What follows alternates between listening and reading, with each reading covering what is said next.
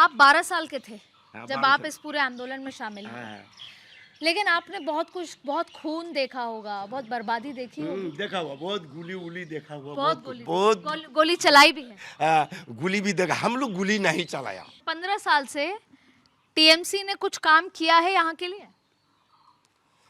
TMC ने क्या काम किया है? ये लोग क्या काम किया है? देखो ना, अस्पताल, ना स्कूल कोई- है? कोई इंडस्ट्री किया है? कोई इतना गरीब आदमी गरीब आदमी जाता है चाय पत्ती बागान पर काम करने के लिए, माध्यमिक पास करके वो माध्यमिक पास करके कोई रिक्शा चलाता है, कोई टोटो चलाता है, कोई मजदूरी करने जाता है, कोई ढलाई पाका का घर में काम करने जाता है, माध्यमिक आईए बीए पास करके जाता है। यहाँ पे कोई ये टी बागान में काम करते हैं यहाँ के लोग? करता बहुत जाता है टी बागान में, बहुत जाता है, महिला लोग जाता है। आज तो बेशिरभाग महिला लोग बाहर में जाता है। वो तो बड़ा भैया देखता है तो गाड़ी गाड़ी भर्ती जाता है। देखने से आप अबाक हो जाएगा। मशीन भी ठेल के ले चलता है महिला लोग, बड़ा बड़ा मशीन।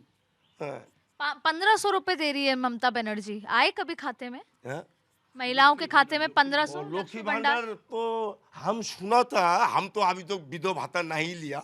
हम कोर के खाट के खाने सकता है, वो विधवा भाता मिलेगा तो दूसरा को मिलो भाई। हम तो कोर के खाने सकता है, वो सरकार का खाता में लिखा रहेगा। ये इसका उम्र माने ये कमजोरी आदमी है, इसीलिए इसको हम विधवा भाता देता है। वो कमजोरी चीज का हम कहीं पैसा खाएगा, वो दूसरा आदमी खाएगा तो वो अच्छा होगा मैडम।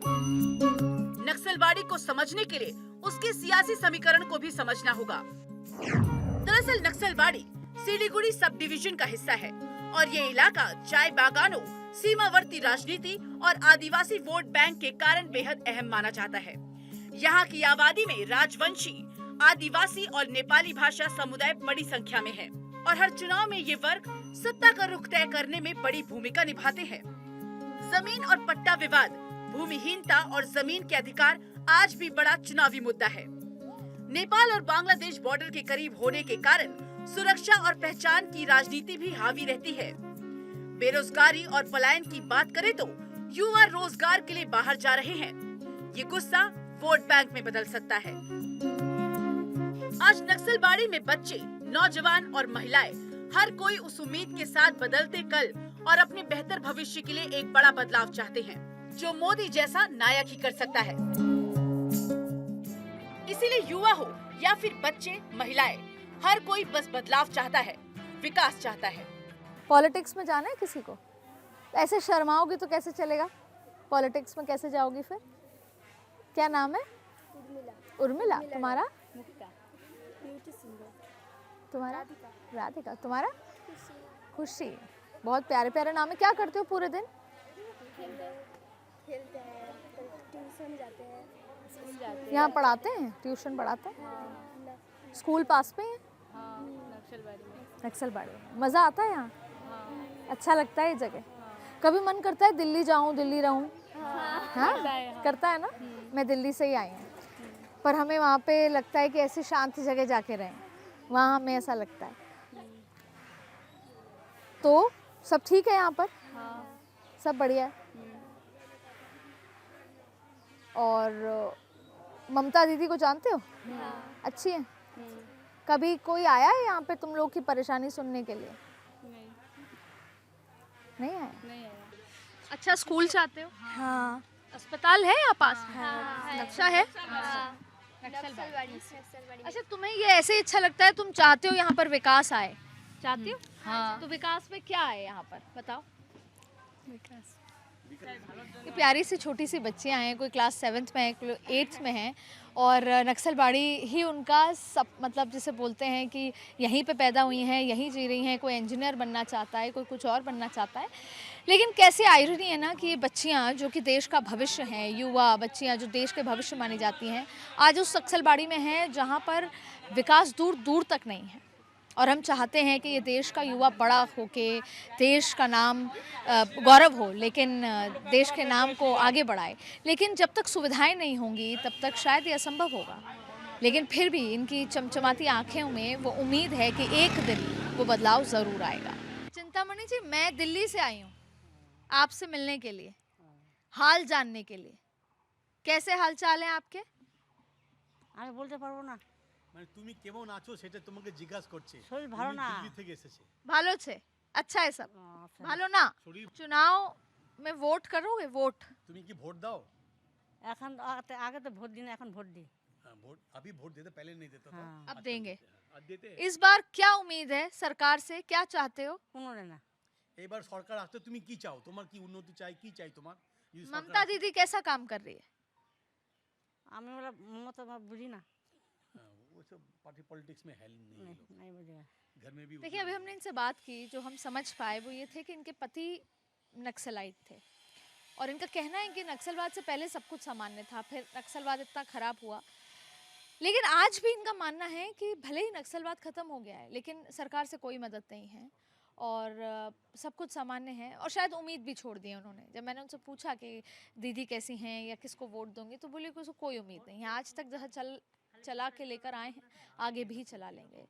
तो कई बार सिर्फ उम्मीदें जो टूटती हुई, दम तोड़ती हुई नज़र आती हैं, वो ज़रूरी नहीं है कि शब्दों में भी आती हैं और ये उन शब्दों में बयान दिखा रही हैं कि उनको कोई उम्मीद नहीं है कोई भी सरकार आए। ये एक महिला जिनका पति गोली खा के मर चुका है, जिनके बच्चे हैं, वो घर चला रही हैं, लेकिन क्योंकि सरकार ने आज तक कुछ नहीं किया तो उनको सरकार से कोई भी उम्मीद नहीं है, चाहे कोई भी आए।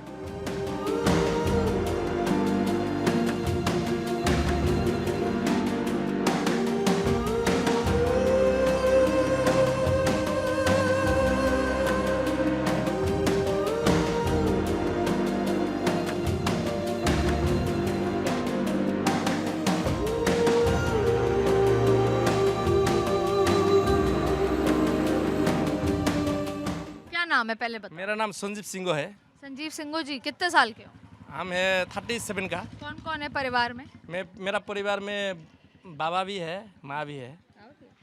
और कब से, जो बचपन से यहीं रह रहे हो? बचपन से यहाँ पे है। मेरा ये जो रास्ता है ना, मेरा माँ का बाप का है ये रास्ता जो। ये अच्छा माँ बाप का रास्ता है, हम जैसे लोग का यहाँ बोलते का हैं कि बासिंदा रहे। मेरे बाप की रोड है। हाँ, बिल्कुल। बाप का नहीं है, मेरा माँ के बाप का रूट है। बिल्कुल।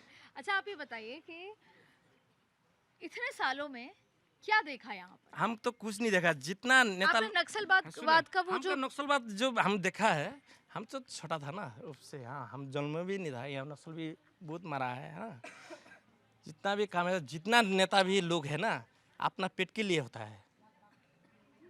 हम यहाँ छोटा से है। पिछले हम 5 किसी सालों से- में कोई विकास देखा? पास का क्या देखेंगे? जितना नेता लोग आएगा, जिसका वोट देखेगा वो चुन चुन के उसको ही घर देता है।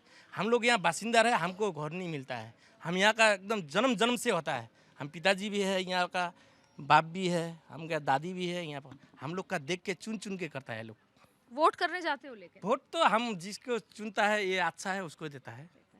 वैसे भी इस इलाके के लिए, बच्चों के लिए, परिवार के लिए, सुरक्षित माहौल के लिए कौन पार्टी सुरक्षा तो अच्छी हम लोग लगती का है? यहाँ सुरक्षा तो क्या बोलेंगे, जितना भी नेता लोग आता है यहाँ पर वो अपना पेट के लिए भरता है। हम और आपको विकास कौन दिलाएगा? कोई तो होगा। कोई तो आप विकास तो हम देखता ही नहीं है। अच्छा, क्या चाहिए? हमको विकास प्रधानमंत्री चाहिए। आपकी अभी बात जो सुन रहे हैं। हम बोला दादा जो है ये देश सुरक्षा है। अभी हम देखता है महंगाई हुआ है, वो देश भी तो सुरक्षा रखा है। अभी जो तेल का दाम है, इतना माहौल खराब हुआ है 12 में, वो भी चीज़ अच्छा है। इसलिए बीजेपी इसलिए सही है। BJP एकदम सही है। तो मेरे लिए सही है प्रधानमंत्री। वो देखता है, ये पूरा देश चलाता है। इसीलिए हम लोग का गांव में क्या अरे आपको नौकरी मिलेगी मोदी जी आएंगे तो? लगता है ऐसा? आप दूसरा स्टेट में तो आप जो 5 लाख का जो घोषणा करा है वो अलग चीज़ में होता है। हम लोग जो यहाँ पर देता है, जो क्या बोलता है वो हॉस्पिटल में चलता है ना, हॉस्पिटल में जो चलता है लुकी बंदा नहीं, वो जो हम लोग बेरामी होता है ना, वो क्या बोलता है? हाँ, आयुष्मान भारत ना। आयुष्मान भारत हाँ? मिलता है? हाँ, आयुष्मान भारत तो यहाँ तो चलता नहीं है, वो तो मोदी जी का है ना। वो बोलता है मोदी जी का 5 लाख का जो घोषणा किया यहाँ पर चलता नहीं है, वो बंद है। हम लोग बीजेपी आयुष्मान कह रही है कार्ड है। हमारी सरकार हाँ, आएगी तो हम लेकर हाँ, आएंगे। हाँ, ठीक वही तो बोलता है। दादा के लिए वो देश बहुत सुरक्षा है मेरे लिए। जो बेटी जो है हम लोग का गांव का, यहाँ पर तो जो बेटी बहुत घोषणा सुना है, यहाँ पर रायगंज, कालियागंज, जलपाईगुड़ी में यहाँ लेडीज लोग का सुरक्षा नहीं है।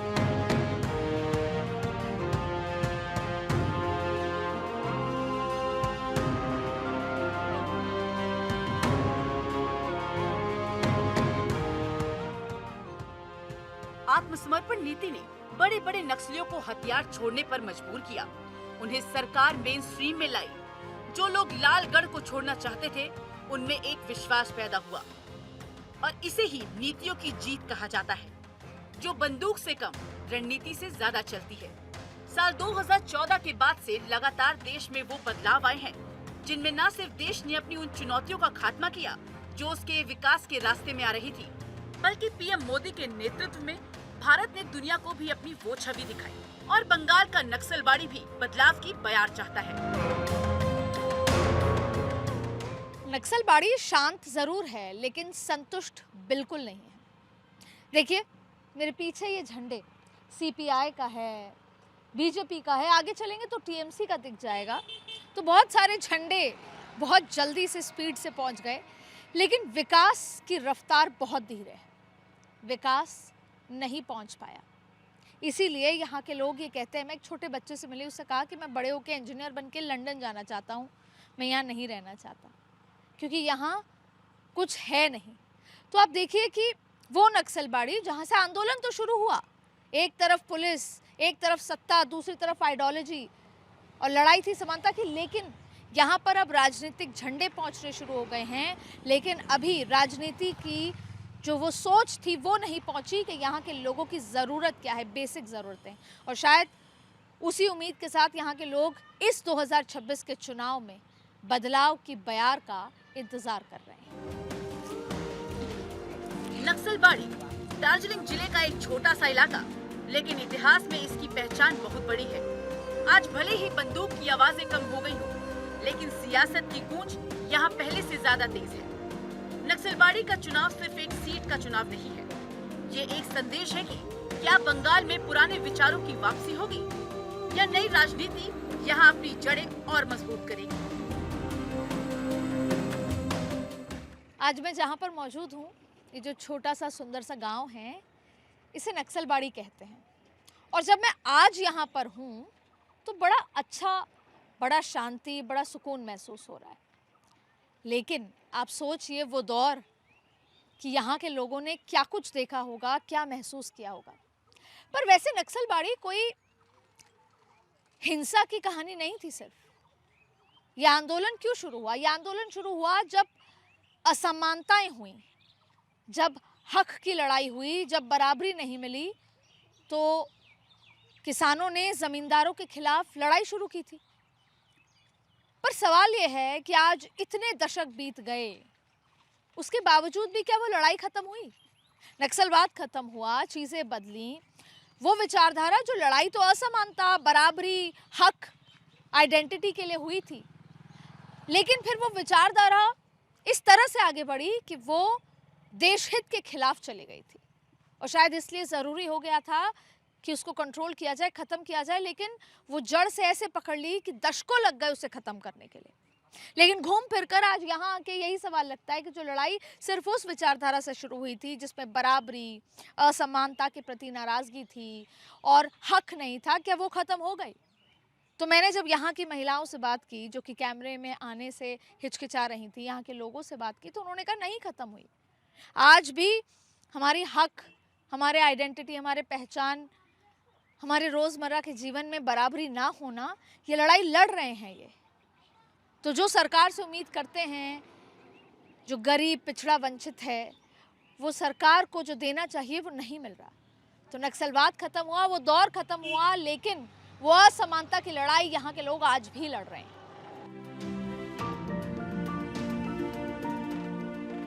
जिस रेड कॉरिडोर पर कुछ साल पहले लोग दिन में भी निकलने से डरते थे, आज वहाँ की तस्वीर पूरी तरह बदल चुकी है और आने वाले वक्त में ये और बदलेगी।